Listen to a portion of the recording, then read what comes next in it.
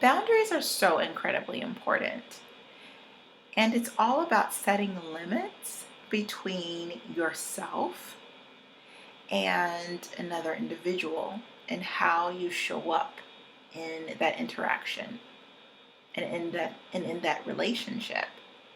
And if that individual chooses to disrespect those boundaries, there must be a consequence or a counter, as I call it, meaning how you are going to respond to that interaction concerning the behavior of this other person disrespecting your boundary. The boundary sets limits, and it's all about how you are showing up and interacting. The boundary is for you. It's not for the other person.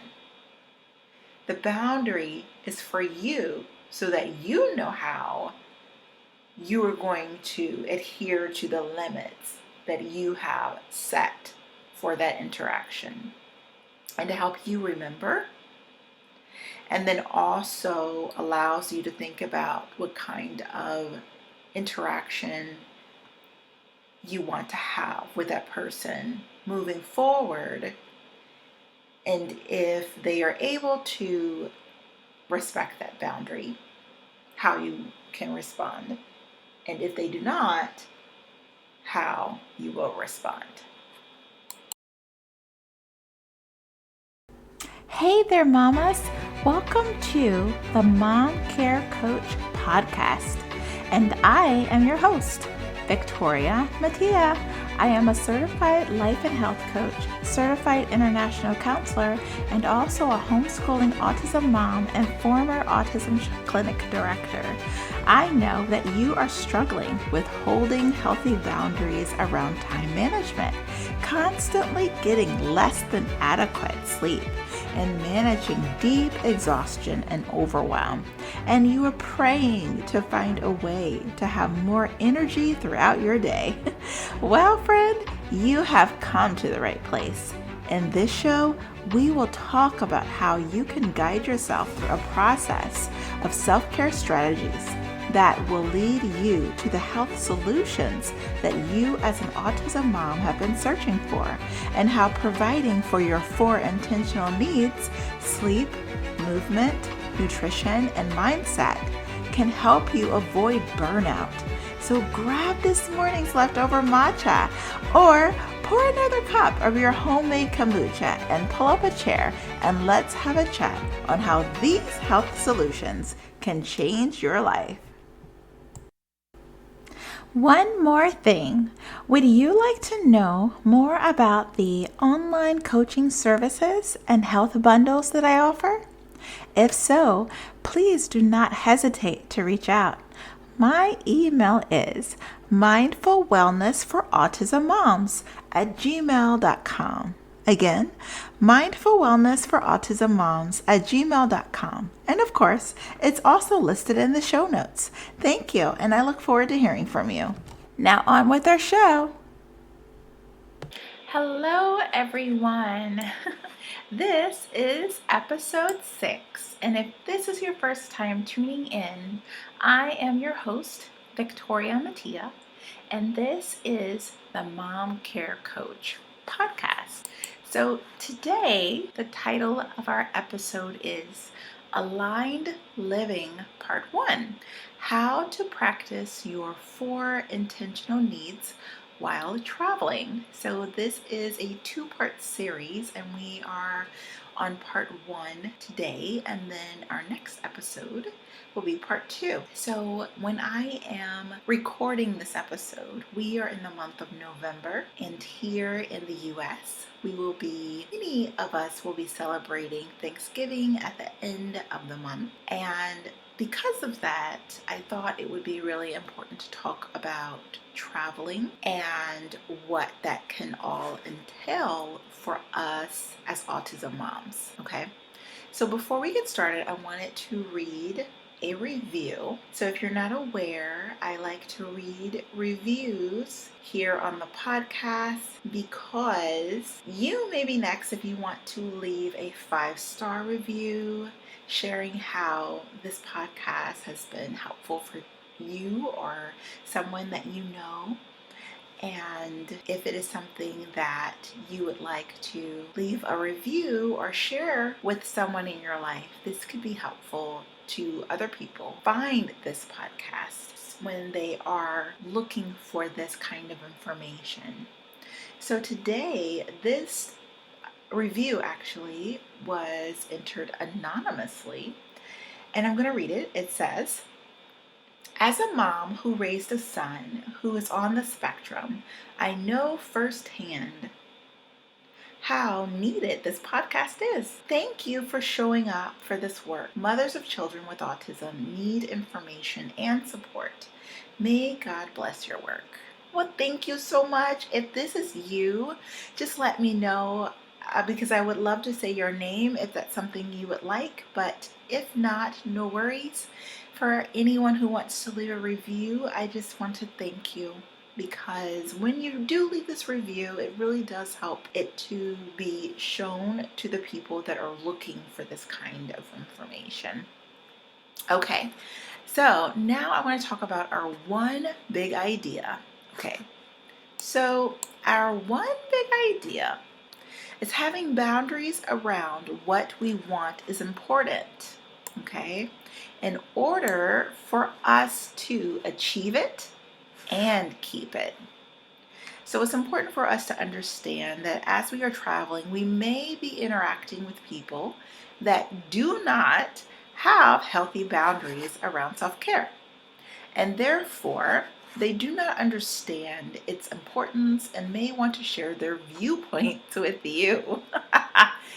I'm sure we all know some people like that in our lives. So it's important to honor and to do what we must in order to maintain the changes that we are trying to put in place in our lives concerning our self-care journey. Okay, the reason why I feel like this episode is so important and crucial to your self-care development, as autism moms, we often have a lot of people's voices in our lives. But you know what? I'm going to stop right there and I want to go back to what I said a second ago, and it has to do with boundaries. So I want to talk about that. So according to Google, healthy boundaries are limits that help you feel safe and respected in your relationships. And they can include physical, emotional, sexual, intellectual, and financial boundaries. So setting these healthy boundaries can help us, and specifically in our journey with self-care, okay? And then also, I wanted to go ahead and read Google's definition of aligned living, if you are not familiar with it, since that is a part of our episode title for today.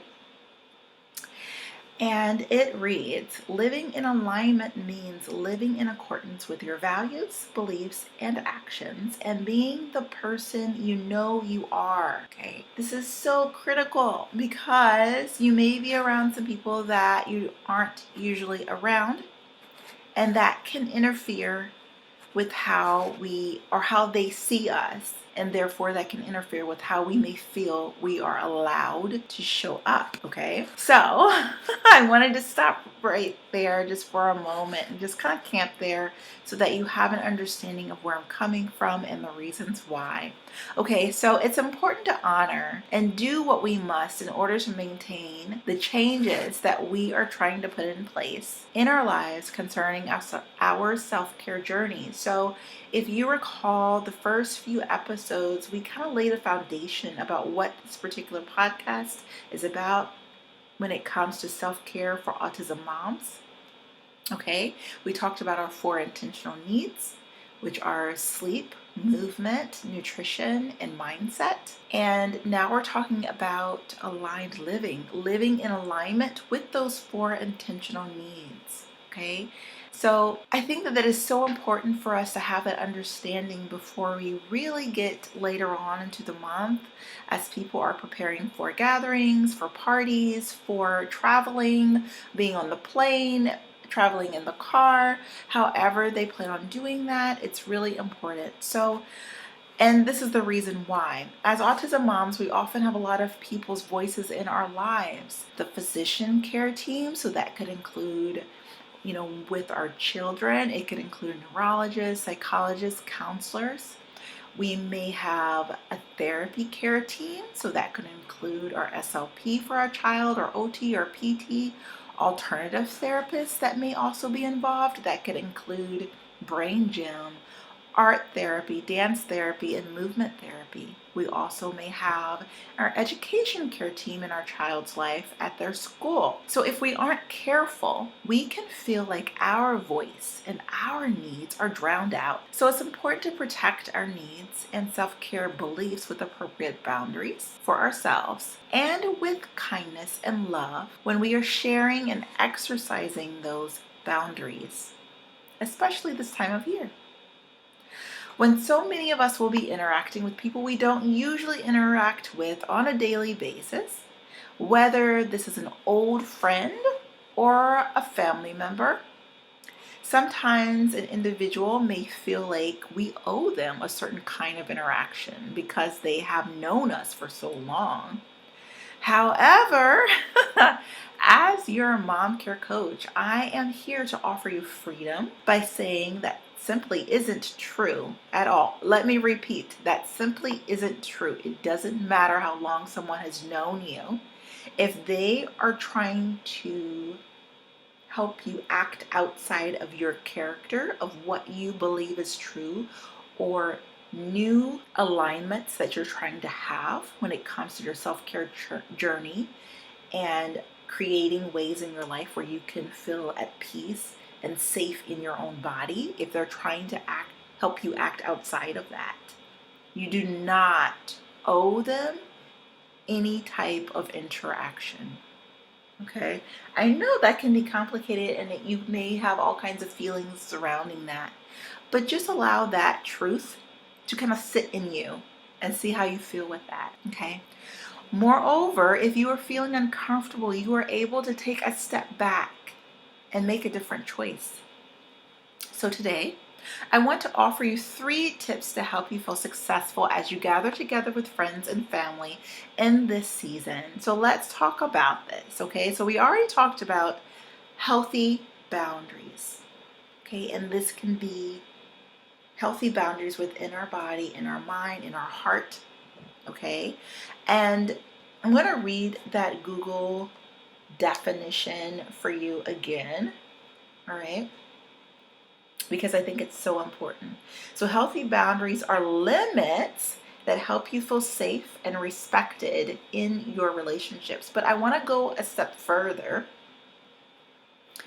because the healthy boundaries are for you, that you set. It's not actually for the other person. It's actually for you. And let me explain. So if you have a healthy boundary of saying, I am going to do this, when someone tries to get you to go against that boundary, then you get to step up and share what you're going to do instead. Meaning, let's say a person is saying, hey, I made this really yummy chocolate cake and I know that you've shared with me. Okay, you do need to share the boundary with the person. You can't just assume they know. You have shared with me that you are not doing gluten anymore or currently. But you know how I always make this chocolate cake every year? I think it's really important you should try some. How about I just cut you a little tiny piece, okay? And you can eat it, okay? It's a small piece. It doesn't really matter, right? So at that point, that's your boundary. So when someone tries to buffer against that boundary, you get to make the next step. And so you can say, you know what? I love you and I thank you for offering the piece to me. And you do know that I love your chocolate cake and I usually eat it every year. However, I have started making some changes in my life and in my health. And so it doesn't make me feel really great when I'm eating gluten. So I've chosen to not eat gluten. And that includes your yummy chocolate cake. So if the person continues in this example and says, but you, what does that mean? So you don't like my chocolate cake anymore? So what does it mean? Are you saying that I'm not making healthy food? Or are you trying to make me feel uncomfortable? Are you trying to make me sad because you don't want to have my chocolate cake? If the person is doing this, then your boundary comes with something else where it is you are allowing yourself to make a decision and to have a counter. So the counter would be, you know what? I love you so much. Thank you so much for offering me this chocolate cake, but I'm not going to eat it because I am gluten free now. But if you continue, here's your counter. If you continue to offer me the chocolate cake after I've already said it, it makes me feel uncomfortable. And so I really don't want to continue with this kind of interaction. However, maybe you have bought another option to share with everyone, or maybe you have brought something specific to yourself, or maybe at that point you want to let them know the reason why is because it doesn't make me feel good. It makes me not feel very well, and so I don't want to do that because I want to spend the time enjoying our interaction together. I don't want to feel sick after I leave. Okay, so basically the boundary is you're sharing what you will allow, and then that's the limit that was even mentioned in Google. But then the next step is if someone is buffering up against that boundary and trying to make you make a different choice, then you get to give that counter information. So you see how the boundary is actually it's for us. We get to have more autonomy over our choices and what we will allow and what we won't allow. And that is actually self-care. Okay? So it's really important that we have this information. All right. So let's keep going. First of all, I have a story for you. Okay, and this one is an example about menu plan. So one of the things that I always do when I am traveling and I'm going to be with others, I like to have a conversation beforehand. Now, years ago, I was traveling and I was going to a conference. This was a large conference. Not very, very large, but medium size. I think it was a couple thousand people, or around 1,000 to 2,000 people at this conference. And at this conference, we had certain meals that we would be eating together. And so I had a conversation with the person that was preparing the meals and I shared with them. So for myself personally, I have some food allergies and I have had them for many years. And so I have been able to accommodate my needs by having particular conversations, especially about menu plans. And so that's what happened in this particular situation. So I had a conversation with the chef who was preparing the meals and the individual that was organizing all of the menu plans. And my first question was to let them know, I have some food allergies and I just wanted to know what kind of options would be available. And then this is the part where I told them, okay, I am plant-based and I would need I need options that are gluten-free, dairy-free, and I wanted to just have that conversation with you first. Now, so you know your family member or your friends or your particular situation and how you would phrase that. For me, I was comfortable with asking about the menu plan first without offering what I was going to bring, because in this particular situation, it was a situation where I knew that the host really wanted to be accommodating, and I knew that the host wanted, if possible, to be able to provide everything necessary for everyone. So you have to make that decision for yourself. You know where you're going. However, it works really well in most cases where you're asking about the menu first, because it gives an opportunity for people to be able to share that without you just saying, hey, I'm going to bring this and this, because sometimes it can give a little bit of pushback. So when I share that information, when I was at this conference, they were like, oh, okay, well, I'm so glad you told me this. This is what we have and what I've already provided and told the chef about when I spoke with the host. And we decided there weren't a lot of options there that were going to be gluten-free, particularly. So what I wound up doing, I decided to purchase some items and have it there in the kitchen for the chef to prepare, so that there would be some options for me. And that worked out really well. And that way, everybody was happy, but everybody also had an understanding of what those expectations were. And camping there just for a second is really important, because a lot of people have a variety of expectations, okay? And they want, most people, whether it is family, friends, or whatever, even in conferences, they want to be the best host possible. And sometimes individuals may get offended if someone is bringing a different menu of food because of what it may imply to them. So if you are going to a family gathering and they have always known you as an example to eat gluten, or as an example to eat meat, and maybe now you're wanting to have more plant-based options, having that conversation ahead of time sets the appropriate expectations, where they know now that you're making some changes in your life and in your health. And so you're just asking to see what options are available. And if there's not a lot of options, you just let them know, hey, you know what? I need to bring a few more options, especially if you're bringing children to your gatherings, or a partner. But even if it's just yourself, for whatever the gathering is, it's really helpful for everyone to have an understanding of what's going on. Okay, so tip number 1 is talk about menu plans, especially with our 4 intentional needs. One of them is nutrition. So we want to be really mindful of what we're eating, even when we're on vacation or when we are out of our normal or natural element, okay?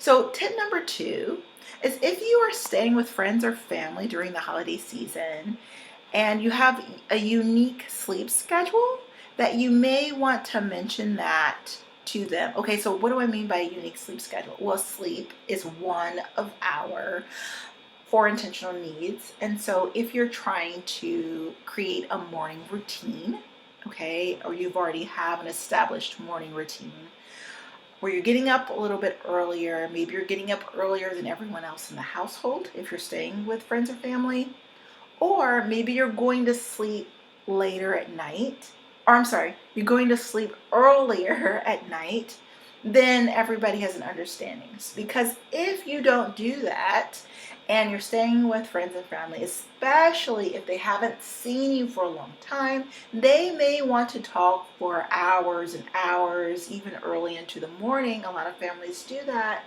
And if they don't have an expectation of, hey, now you go to bed early, they may not know that. And if you all of a sudden say, you know what, I'm going to bed, when they are in the middle of a conversation, they may feel offended, or they may feel like, oh, what's going on? Are you unhappy with the conversation, or what's going on? So we want to just, make everything. There's a phrase that one of my coaches says, and she says, let it be easy, let everything be easy, meaning like don't make unnecessary work for yourself, don't make things more complicated than it has to be.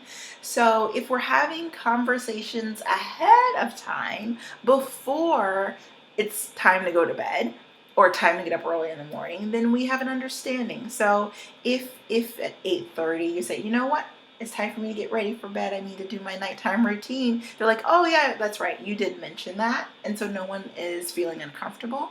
And also, if you need to get up early, then maybe they're going to put you in a room that's a little bit further than another person that likes to sleep in late. So it just makes things easier for everyone. And then at that moment, you don't feel uncomfortable when you're trying to just take care of yourself, okay?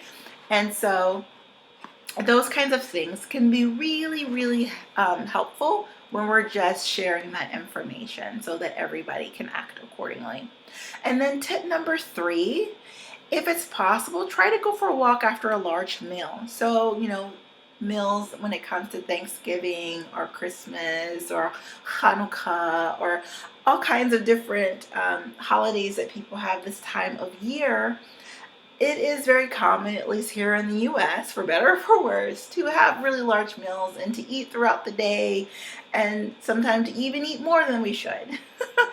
And on that note, our next episode is talking about having a healthy relationship with food. So do not despair. We're going to get to that as well. But in this episode, I wanted to share a few tips. So that tip number 3 is, if it's at all possible, go for a walk after a large meal. This helps to balance blood sugar. It helps to keep our blood sugar in the way that it should. Now, I am not a doctor, but there is a lot of research that talks about when we have a brisk walk, especially after a meal, then it can be very helpful.